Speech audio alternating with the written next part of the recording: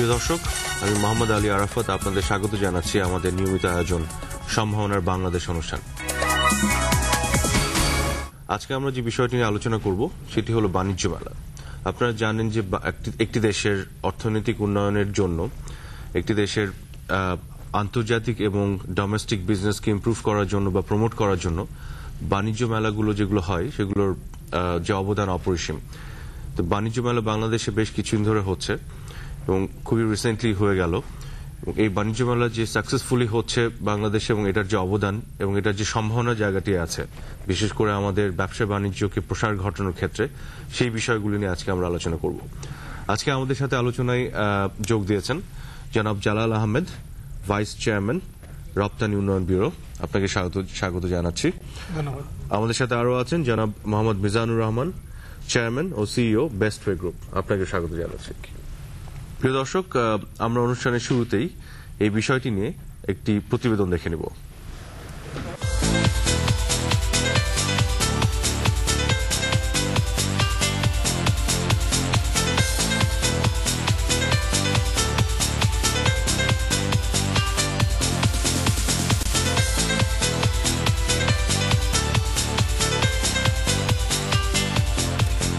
গত সপ্তাহে প্রচন্ড শীত পড়েছিল। শীতের হাড় কাঁপানো তীব্রতাও বাণিজ্য মেলার আকর্ষণ ক্রেতাদের দূরে সরিয়ে রাখতে পারে। তাই কনকনে শীতের মধ্যেও ঢাকা আন্তর্জাতিক বাণিজ্য মেলা কিছুটা ফাঁকা থাকলেও দুপুরের রোদের দেখা মিলতে না মিলতেই জমজমাট হয়ে ওঠে। নারী পুরুষ সব বয়সী ও শ্রেণী পেশার মানুষের উপস্থিতিতে মেলা হয়ে ওঠে সরগরম। মেলায় গহনা, আসবাবপত্র, মোটরসাইকেল, মোবাইল, ইলেকট্রনিক্স পণ্য, কাপড়ের দোকান, জগ গ্লাস থেকে শুরু করে সব ধরনের আসবাবপত্র পাওয়া যাচ্ছে বিভিন্ন স্টল ও প্যাভিলিয়ন। নিয়মিত এই ধরনের মেলায় আয়োজন নতুন নতুন পণ্য উদ্ভাবন, পণ্যের মান উন্নয়ন, বহুমুখীকরণ ও প্রযুক্তি দক্ষতা বাড়াতে সহায়ক হয়। বাংলাদেশে উৎপাদিত পণ্য নতুন নতুন আমদানিকারকদের কাছে আকৃষ্ট করতে পারলে একদিকে যেমন আমাদের রপ্তানি বাড়বে, অন্যদিকে শিল্পায়নকে ত্বরান্বিত করবে। এই বাণিজ্য মেলায় রপ্তানি ও বিনিয়োগ বৃদ্ধি এবং নতুন নতুন প্রযুক্তি উদ্ভাবনের মাধ্যমে দেশের অর্থনীতিকে শক্তিশালী করবে।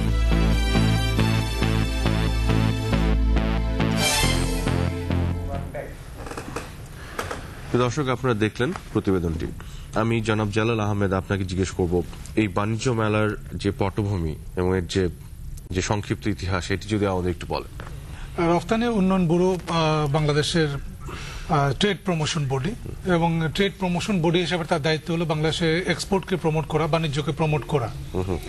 এবং এই দায়িত্বটি রপ্তানি উন্নয়ন ব্যুরো পালন করে আসতেছে 1977 সাল থেকে। 1995 সালে এসে রপ্তানি উন্নয়ন ব্যুরো বাণিজ্য মেলার আয়োজন শুরু করে, এবং এই বছর যে মেলা এই মুহূর্তে চলছে এটা 16তম আন্তর্জাতিক বাণিজ্য মেলা। এটি বাংলাদেশে একটি বড় ইভেন্ট। আমরা জানি যে রপ্তানি উন্নয়ন ব্যুরো প্রতি বছর 25 থেকে 35টা আন্তর্জাতিক মেলায় অংশ নিয়ে থাকে, কিন্তু তারা দেশের অভ্যন্তরে একটি আন্তর্জাতিক মেলার আয়োজন করে থাকে। এবং এই বছর মেলা 1 জানুয়ারি 2011 থেকে শুরু হয়েছে প্রতি বছরের মতো, এবং এই বছর আয়োজন অন্যান্য বছরের চেয়ে কলেবরে বড়, কেন পরিসর বেড়েছে, অংশগ্রহণের সংখ্যা বেড়েছে, এবং আমি মনে করি নান্দনিকতা এবং এর গুরুত্ব আগের চেয়ে আরো অনেক বেশি বেড়েছে। আপনি যদি বলেন যে এই বাণিজ্য মেলা অর্গানাইজ আপনারা করছেন, এটা আমি যেটি শুরুতেই বললাম যে আমাদের অর্থনৈতিক উন্নয়ন ঘটানোর ক্ষেত্রে ব্যবসা বাণিজ্যের প্রসার ঘটানো প্রয়োজন, এবং এই ব্যবসা বাণিজ্য প্রসার ঘটানোর ক্ষেত্রে কেমন অবদান রাখছে এই মেলাগুলি?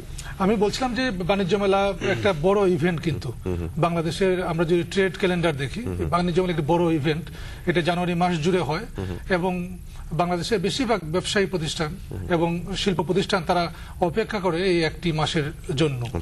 কারণ একটি মাস যেটা শোকেসিং বলি, তাদের পণ্যকে উপস্থাপনা করে, কাজকে উপস্থাপনা করে। আমরা যদি অংশগ্রহণের সংখ্যা দেখি, একটা প্রমাণ পাবো আমরা যে প্রতি বছর এর সংখ্যা বাড়ছে, এবং এই বছর সংখ্যা সবচেয়ে বেশি। সাধারণ ক্রেতাদের মধ্যে অনেক আগ্রহ এই মেলাকে কেন্দ্র করে। সাধারণ ক্রেতাদের মধ্যে আগ্রহ আসছে, কিন্তু আমি যেটা বোঝাতে চাচ্ছিলাম অংশগ্রহণকারীদের আগ্রহ, যে এই বছর আমরা প্যাভিলিয়ন করেছি 130টা, সর্বোচ্চ সংখ্যা।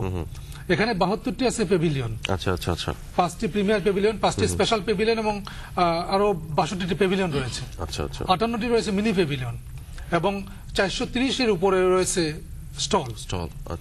এবং আমরা এই বছর সর্বোচ্চ সংখ্যক অংশগ্রহণ করে পাচ্ছি বিদেশ থেকে। এবার 14টি দেশ অংশ নিচ্ছে, যেটা গতবারের চেয়ে 60টি বেশি। আচ্ছা আচ্ছা তো এটা দ্বারা আমি বোঝাতে চাচ্ছি যে এটার যে গ্রহণযোগ্যতা এবং আগ্রহ জায়গাটি তো অবশ্যই আছে। এবং দর্শকের কথা যদি বলেন, আমরা জানি যে আমরা যদি মেলাতে যাই, মেলা দেখতে যাই, এই বছর আমরা মেলাতে ওয়াকওয়ে যোগ করেছি একটি মেলার বাইরে, যাতে পার্কিং থেকে গেট পর্যন্ত পৌঁছে যায় খুব সহজে। সেখানে দাঁড়ালে দেখা যায় যে মানুষ কিভাবে স্রোতের মতো যাচ্ছে।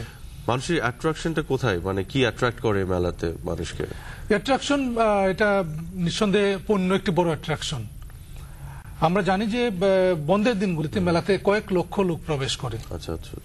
এবং যে সকল প্রতিষ্ঠান এখানে রয়েছে, এখানে তিন ধরনের প্রতিষ্ঠান রয়েছে। একটি রয়েছে বিদেশি প্রতিষ্ঠান যারা সরাসরি অংশ নিয়েছে 14টি দেশ।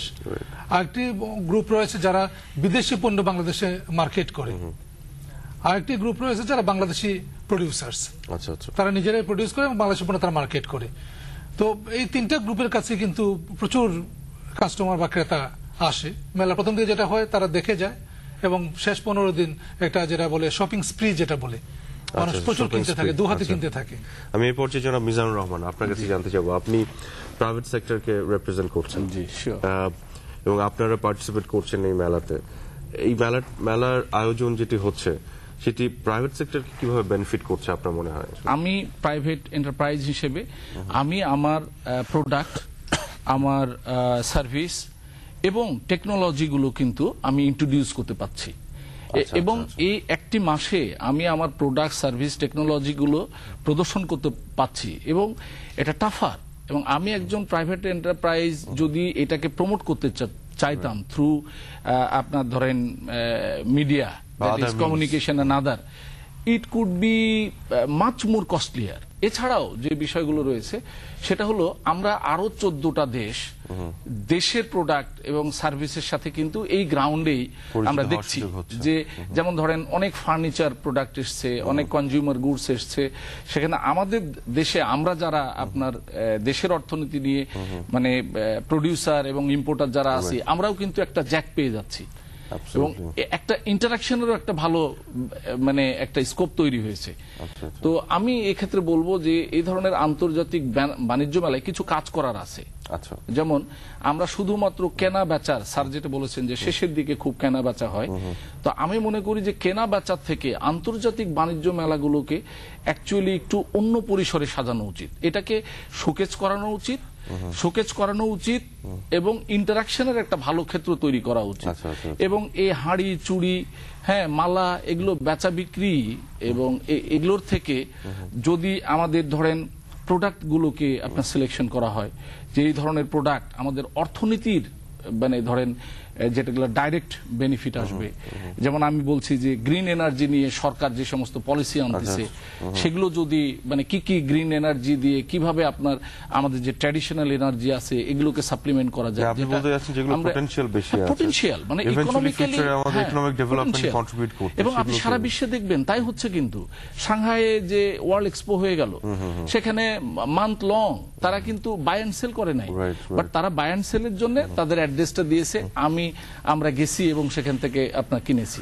বিষয়টা হলো আমার কাছে যেটা মনে হয়েছে যে এটাকে আরেকটু প্রোডাক্টিভ ওয়েতে পটেনশিয়ালিটিস গুলো, যে আমার ধরেন অর্থনীতিটাকে এগিয়ে নিয়ে যাওয়ার জন্য মানে ইপিবির পক্ষ থেকে যদি একটা ডিরেক্টিভস থাকে। আপনি চমৎকার করে বলেছেন।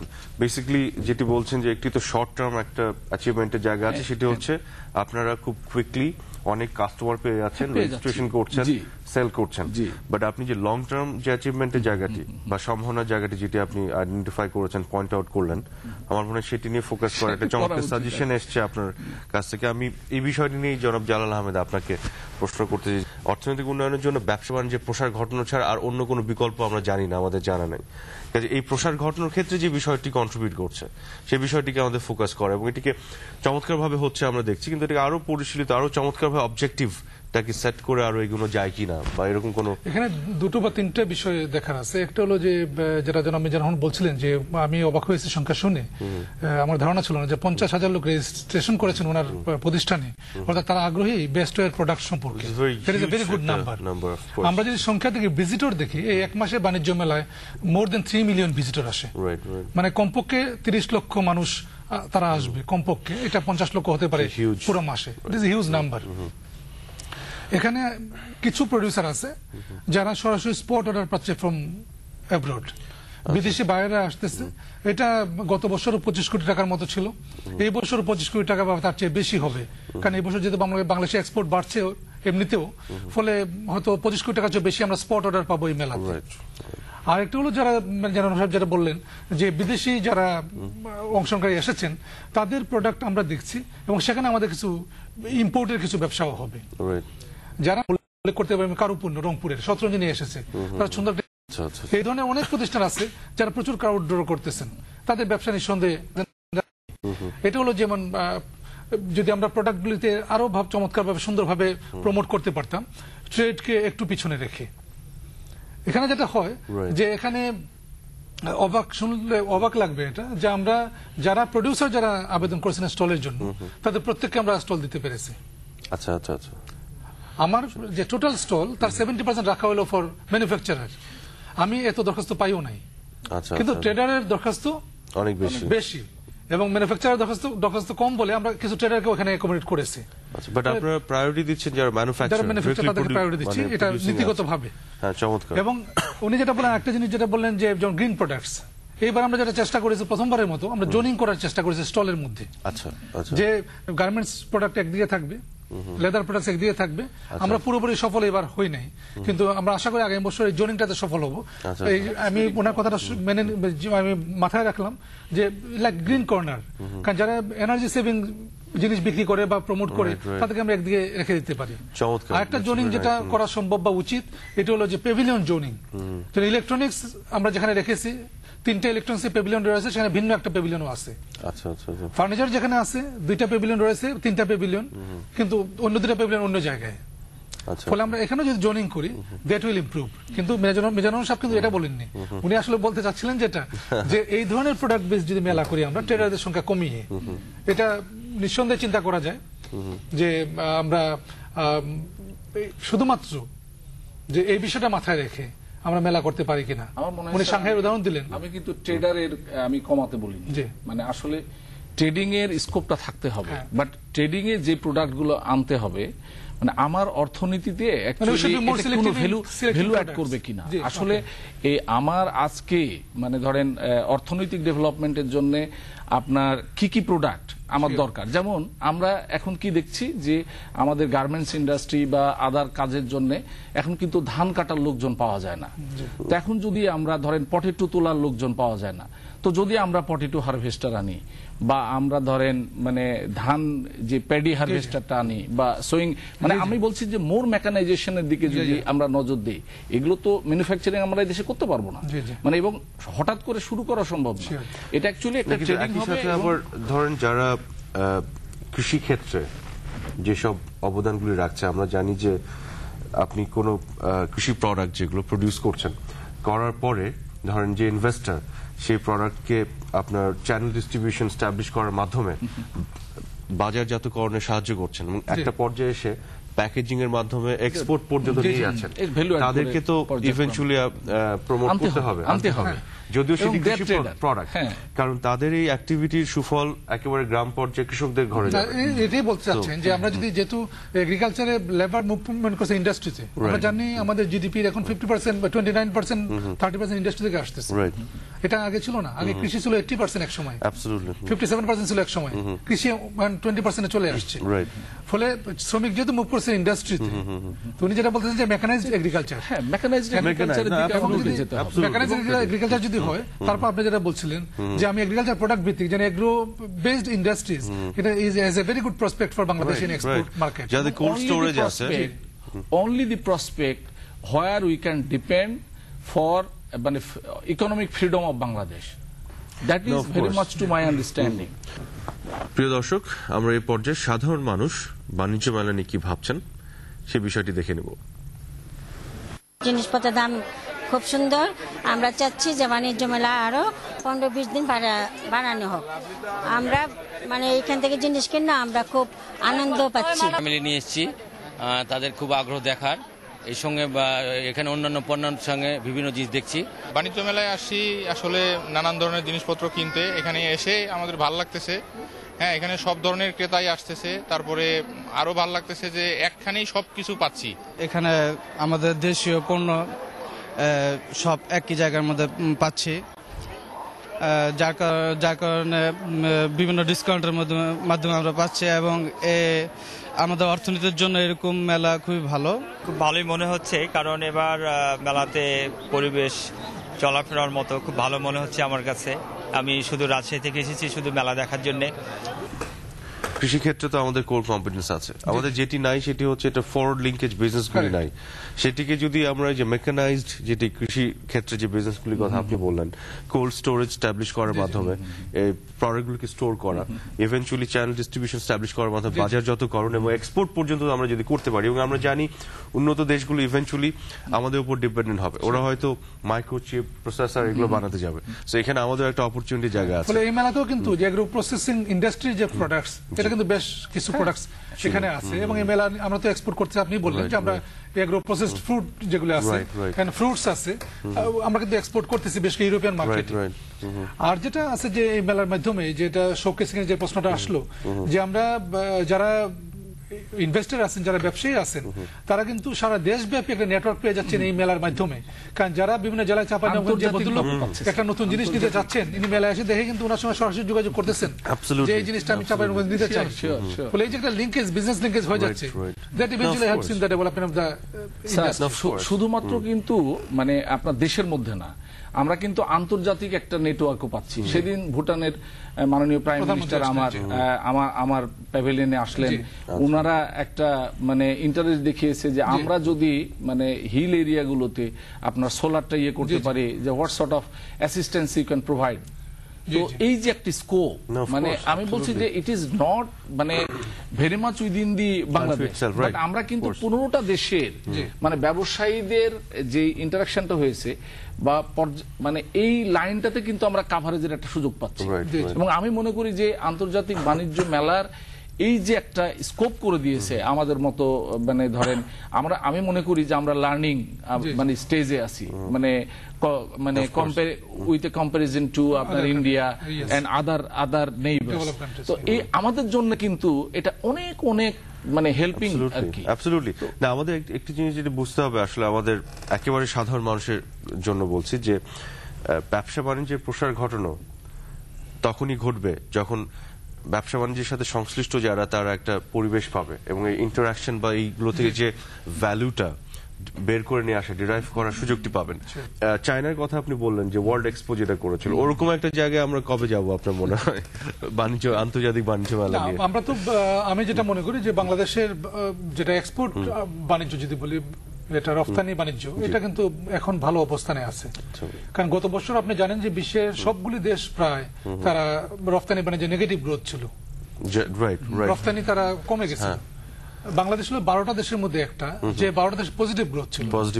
বাংলাদেশ 4.11% তাদের গ্রোথ ছিল লাস্ট ইয়ার। আচ্ছা, আপনি রপ্তানি কথা, রাইট। এই বছর যেটা বাংলাদেশের রপ্তানি গত ডিসেম্বর মাস পর্যন্ত গ্রোথ হলো গত বছরের তুলনায় 41%, বেশি, হিউজ।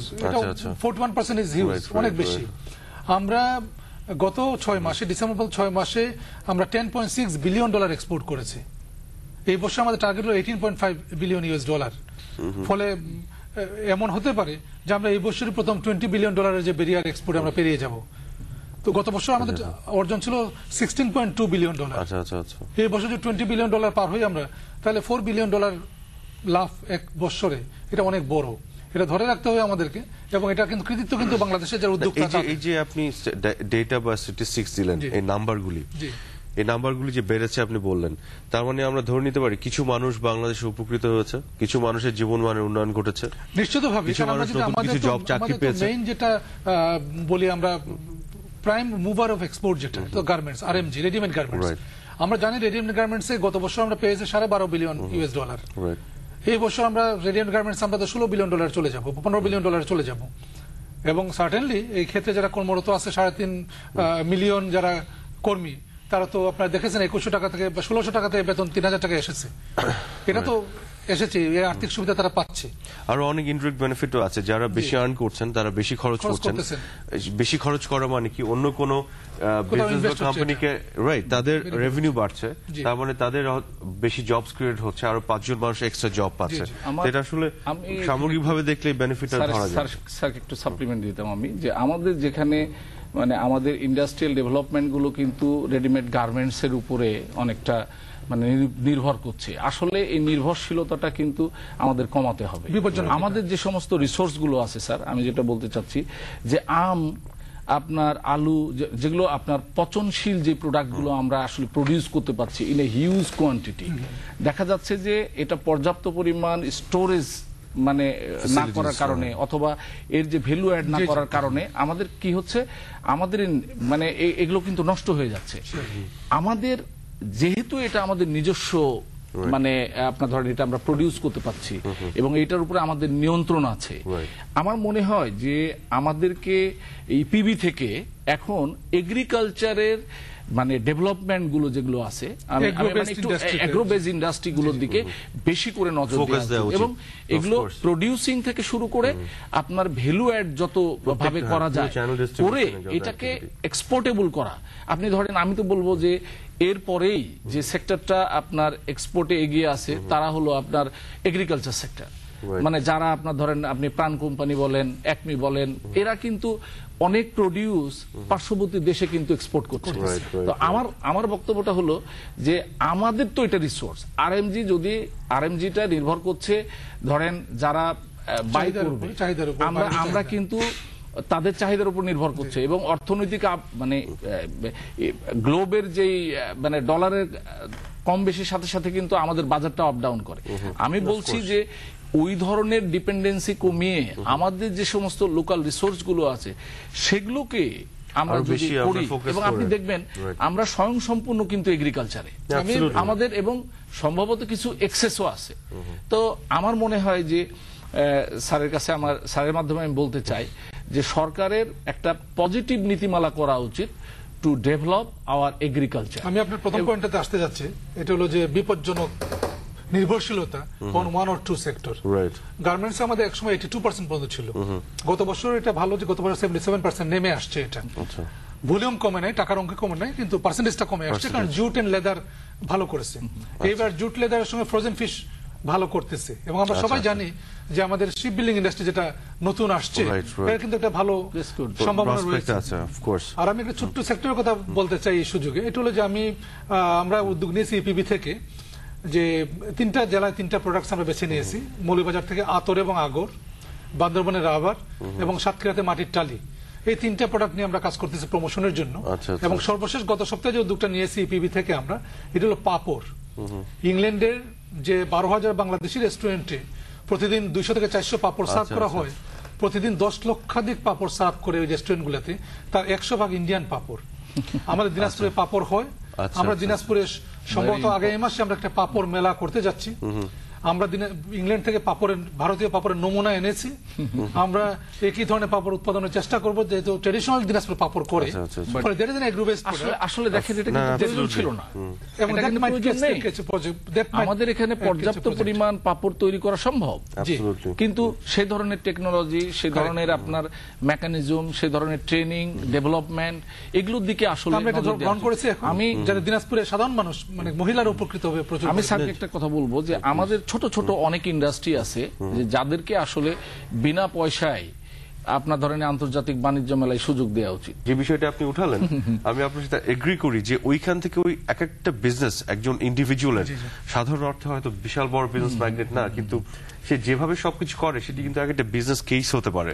তো সেগুলোকে কিন্তু আমরা একটা প্রমোট করার প্রমোট করার এটা কিন্তু স্যার অনেক বড় ব্যাপার। যদি আপনারা কিছু মানে অনেক দেখা যাচ্ছে যে তারা হ্যান্ডমেড অনেক প্রোডাক্ট কিন্তু ভ্যালু অ্যাড করেছে এগ্রিকালচার, তাদেরকে যদি মানে নামমাত্র মূল্যে স্টল বরাদ্দ করা হয়, তারা যদি আমরা শুধুমাত্র মহিলা উদ্যোক্তাদের সুযোগটা দিয়ে থাকি তো এই ক্ষেত্রে এটা আমরা চিন্তা করতে পারি। এটা আমার মনে হয় একটা বিষয় সুযোগ যেটা বলতে চাচ্ছি আমি, এটা হলো যে এই বছর বাণিজ্য মেলা আমরা একটু চেঞ্জ এনেছি, এটা ফিজিক্যালিও এন্ড আইটির দিক দিয়েও। এই দুটো বিষয় আমার মনে হয় দর্শকদের জন্য বলা প্রয়োজন। এটা হলো যে আমরা বাণিজ্য মেলায় প্রথমের মতো একটা ওয়াকওয়ে যোগ করেছি বাইরে, যেটা কখনো ছিল না, যেটা বাইরে থেকে আপনি 700-800 ফিট 10 ফিট চড়ে একটা ওয়াকওয়ে দিয়ে পার্কিং থেকে মানুষ সরাসরি মেইন গেটে টিকিট কাউন্টারে চলে আসতে পারতেছে। তারপর আমরা ল্যান্ডস্কেপিং করেছি, গ্রিনারি করেছি, ফুল লাগিয়েছি, যেটা পিপল আর এনজয়িং। আরেকটা যেটা যোগ করেছি আমরা এবার, এটা হলো যে আমরা ওয়েবকাস্টিং এর ব্যবস্থা করেছি, সরাসরি ওয়েবকাস্টিং এর মেলা থেকে, যে একটা আইটি ফার্মের মাধ্যমে তারা সরাসরি লাইভ মেলাটা ওয়েবকাস্ট করতে পারতেছেন, যেটা পৃথিবীর যে কোনো জায়গায় বসে ওয়েবসাইটের মাধ্যমে মানুষ উপভোগ করতে পারতেছে এই মেলাটি। ডিজিটাল বাংলাদেশের অবলিগেশন তো আছে, কারেক্ট। তাহলে আমরা বিষয়কে ডিজিটাইজ করতে হচ্ছে, we have introduced some digital item in this fair প্রথমবারের মতো। আরেকটি আমরা যেটা যোগ করেছি, জাতির জনক বঙ্গবন্ধুর উপর একটা প্যাভিলিয়ন করা হয়েছে, যেটাতে ওনারা বেস্ট গ্রুপ আমাদের সহায়তা করেছেন কিছুটা। সেখানে আমরা জাতির জনকের জীবনকে উপস্থাপন করেছি স্থিরচিত্রের মাধ্যমে এবং ভিডিওর মাধ্যমে। এবং ভিডিওটা উল্লেখ করতেছি আমি এই কারণে যে আমার ধারণা বাংলাদেশে প্রথমবারের মতো আমরা এটা দেখাচ্ছি 5টা পর্দায় একসঙ্গে। অর্থাৎ যখন দর্শক দাঁড়াচ্ছেন, তারা দেখতেছেন, এবং যে 5টা পর্দায় একসঙ্গে যখন দেখানো হচ্ছে, দর্শক মিস করছে না। যিনি দর্শক তিনি ভাবতেছেন তিনিও এর মধ্যেই আছেন। যেহেতু 6টা বাহু বিশিষ্ট হল, 5টা পর্দা যখন দেখাচ্ছেন, তিনি 6ষ্ঠ বাহুকে পিছনে রেখে দাঁড়াচ্ছেন, so he is complete the circle. So এটা একটা নতুন আমি বলে ধারণা মনে করি, এটা বাংলাদেশে প্রথমবারের মতো, এবং এটাও প্রচুর দর্শক নজর কাটছে, এই style of presentation and the theme itself. চমৎকার। তার মানে বাণিজ্যের বিষয়টিকে মাথায় রেখে বাংলাদেশের কৃষ্টি, কালচার, বাংলাদেশের ইতিহাস, বাংলাদেশকে উপস্থাপন করার যে উদ্যোগ আপনি নিয়েছেন, চমৎকার। মিজানুর রহমান সাহেব, আপনাকে একটি প্রশ্ন করব। আপনি অনেক সাজেশন দিয়েছেন আরো কিভাবে ইমপ্রুভ করা যায়, বিষয়গুলি বলেছেন, কিন্তু যে ইমপ্রুভমেন্টগুলি হয়েছে আপনার কি দেখেছেন? আপনি তো একজন পার্টিসিপেন্ট। এবারের বাণিজ্য মেলার যে এইবার বাণিজ্য মেলায় আমি যেটা দেখেছি যে আপনার অন্যান্য বারের তুলনায় মানে লোকজন খুব মানে ওই যে স্যার বললেন যে ইজি অ্যাক্সেস, এক্সিট, অন্যান্য বার কিন্তু এগুলো নিয়ে অনেক ঝামেলা হতো। আসলে আমার কিছু সাজেশনও আছে যে আপনার আন্তর্জাতিক বাণিজ্য মেলাকে অলরেডি যা বলেছি তার সাথে, সেটা হলো যে একটা বাণিজ্য মেলাকে সাজানোর জন্য একটা মাস সময় একটা এন্টারপ্রেনিয়রের জন্য একটা আমি উপস্থাপন করব আমার মনের মতো করে। তো সেটা অ্যাকচুয়ালি এই ওপেন গ্রাউন্ডে হওয়া উচিত না। বাণিজ্য মেলার জন্য একটা আসলে মানে একটা স্থায়ী জায়গা দরকার হয়, যে আমি ধরেন কোটি কোটি টাকা ব্যয় করছি বা অন্যান্যরা করছে, আবার এটা ভেঙে ফেলতে হচ্ছে। আসলে আমাদের সারা বছরে ব্যবসা করে টাকাগুলো তুলতে হবে। তো এইটা কিন্তু একটা আমার মনে হয় যে ইমিডিয়েটলি আন্তর্জাতিক বাণিজ্য মেলার জন্য একটা বড় একটা জায়গা অ্যাকোয়ার করে, এটা আমরা শুনেছিলাম গত বছর যে এই বছরই কাজটা শুরু হয়ে যাবে, এবং এটা আমরা ইমিডিয়েট চাচ্ছি। আর যতক্ষণ এটা না হয় আমরা মানে বাণিজ্য মেলার প্যাভিলিয়ন সাজানোর জন্য একটা মাস সময় কিন্তু আমাদের জন্য টাফার, এবং যদি মিনিমাম 90 ডেজ আমাদেরকে দেয়া হয়, এবং যেহেতু মাঠটা পড়ে আছে, মাঠটা তো ব্যবহার হচ্ছে না, অথবা আমরা যেখানে আছি ওনারা যদি আমাদের কাছে অ্যাডভান্স নিয়ে আগামী বারও এইখানে আমাদেরকে আমাদের প্রোডাক্টগুলো পরিদর্শনের সুযোগ দেন, তাতেও কিন্তু আমাদের অনেক পয়সা কিন্তু দুইটা বিষয় আমি আই ওয়ান্ট টু রিঅ্যাক্ট। এটা স্থায়ী বাণিজ্য মেলা কমপ্লেক্সের জন্য আপনি যেটা বলেছেন ঠিক, গত বছরও বলা হয়েছিল এটার জন্য অর্থ তৈরি রয়েছে, আমরা জায়গা এখনো পাইনি। আর দ্বিতীয় যেটা বলেছেন, আমরা অলরেডি এটা চিন্তা করেছি, এটা হলো যে আমি যখন এই বাণিজ্য মেলা 2011 শেষ হবে, DITF 16 2011, আমরা কিন্তু DITF 17 2012 এর ওয়েবসাইট কিন্তু চালু হয়ে যাবে ফ্রম ফেব্রুয়ারি। আমি যেটা চাচ্ছি ইপিবিতে যে আমরা এবার বরাদ্দ প্রসেসটা কমপক্ষে 30 দিন এগিয়ে আনবো। আপনার কথায় চিন্তা করছি আমরা যদি সম্ভব আরো এগিয়ে আনবো, অর্থাৎ এই প্রসেসটা যদি আমি এগিয়ে নিয়ে আসি, তখন আপনার কিন্তু একটু বেশি সময় পাওয়ার সম্ভাবনা থাকবে। এবং সার্টেনলি ফর দ্যাট আমি আপনার কথা শুনে উৎসাহিত হচ্ছি যে আমরা স্টেক হোল্ডারদের নিয়ে বসবো সহসা, রিঅ্যাকশন জানার জন্য। আপনার কথা শুনে উনি উৎসাহিত হচ্ছেন যে উনি যা যা সাজেস্ট করছেন তার অনেক কিছু বেশিরভাগই আপনি আগে থেকে ভেবে রেখেছেন, কিছু কাজও করেছেন। প্রিয় দর্শক, আমাদের অনুষ্ঠানটি নিয়ে আপনাদের কোনো চিন্তা ভাবনা, মতামত থাকলে আপনার মতামত জানাতে পারেন, জানিয়ে আমাদের চিঠি লিখতে পারেন। প্রযোজক সম্ভাবনার বাংলাদেশ, কক্ষ নম্বর 325, বাংলাদেশ টেলিভিশন ভবন, রামপুরা, ঢাকা 1219। আমাদেরকে ভিজিট করতে পারেন ইন্টারনেটে, আমাদের ওয়েবসাইট www.btvtalkshow.com। আপনারা শুনলেন আমাদের আলোচনা, বাণিজ্য মেলাকে কেন্দ্র করে আমরা আলোচনা করলাম। আমাদের আলোচনার মধ্যে বাংলাদেশের ব্যবসা বাণিজ্য এবং এই ব্যবসা বাণিজ্য কেন্দ্রিক বিভিন্ন অন্যান্য বিষয় উঠে এসেছে, এবং গত বেশ কিছুদিন ধরে বাংলাদেশের কি কি অ্যাচিভমেন্টের কিছু জায়গা যেগুলো উঠে এসেছে, যেগুলো আমাদের অর্থনীতিকে সমৃদ্ধ করতে অবদান রাখছে। এবং এইভাবে বাংলাদেশ এগিয়ে গেলে এবং আরো সাকসেসফুলি আমরা বিশ্বাস করি যে বাণিজ্য মেলা অর্গানাইজ করা হবে, এবং আমাদের অনুষ্ঠানের মধ্য দিয়ে বেশ কিছু সাজেশন উঠে এসছে, এবং সরকারের কর্তা ব্যক্তি আজকে এখানে ছিলেন যিনি কনসিডারেশন নিয়েছেন। আমরা মনে করি আমাদের আজকে অনুষ্ঠান যথেষ্ট ফ্রুটফুল হয়েছে বা হবে, এবং এই অনুষ্ঠান থেকে একটি আউটপুট আমরা হয়তো দেখতে পারবো, এবং বাণিজ্য মেলাকে কেন্দ্র করে যে সম্ভাবনা জায়গাটি আছে এটি আরো বাড়বে এবং বাংলাদেশের অর্থনীতিতে এর অবদান আরো বেশি করে আসবে, আমরা এটি বিশ্বাস করি। আজকে আমরা অনুষ্ঠান এখানেই শেষ করছি। আপনাদের সবাইকে ধন্যবাদ।